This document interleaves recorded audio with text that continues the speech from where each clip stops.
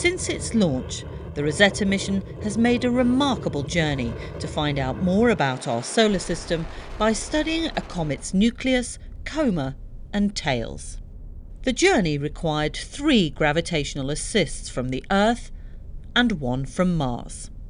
Along the way it studied asteroids Steins and Lutetia, before heading into deep space and temporary hibernation in 2011.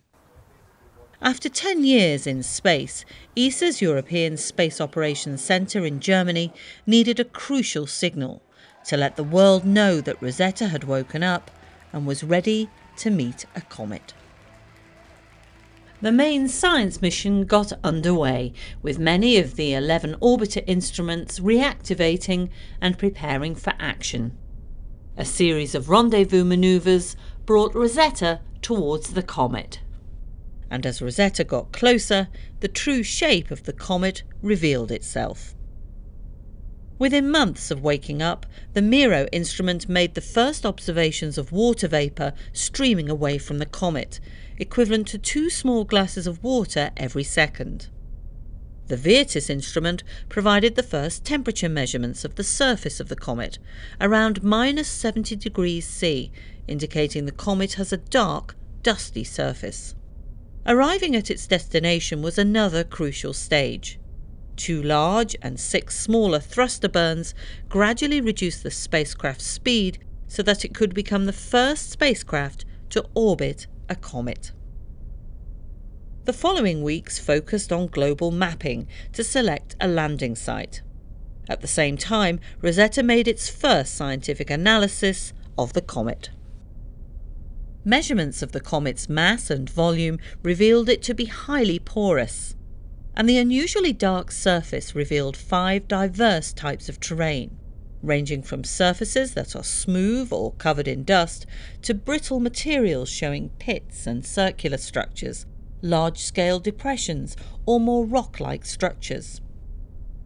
Rosetta's Rosetta instrument detected gases from the comet, including carbon monoxide, methane, ammonia, methanol and carbon dioxide. The variation in amounts of these gases in different parts of the coma suggests a complex relationship between it and the comet nucleus. After the rendezvous, the primary landing site for Rosetta's Philae lander was selected from 5 shortlisted sites. No other mission had attempted to land on a comet before. After Rosetta released its lander, Philae underwent a 7-hour descent and landed on the comet. Rosetta's navcam captured Philae's dust cloud on landing, and within hours Philae sent the first image of a comet from a comet's surface and the first panorama. The landing, however, produced some surprises. Philae didn't secure itself to the comet's surface and bounced, making multiple touchdowns. The final resting site was partly in shadow, receiving less sunlight to recharge its instruments. In a race against time, the 10 lander instruments went to work. But after nearly 57 hours, the data was returned, and Philae completed its primary science mission and went into hibernation. Rosetta has discovered that the ratio of 2 different forms of hydrogen in the comet's water is different to that on Earth, more than 3 times higher. The findings suggest a much weaker connection between comets and the Earth's water, and more emphasis on asteroids. Rosetta also detected molecular nitrogen, thought to be the most common type of nitrogen when the solar system formed, and the first time it has been found at a comet. Together with measurements of hydrogen isotopes, this suggests that the comet is a very ancient one and provides us with insight into its formation conditions. Together, Rosetta and Philae made the first detailed investigations of the magnetic properties of a comet nucleus, helped by the lander's multiple contact points on landing.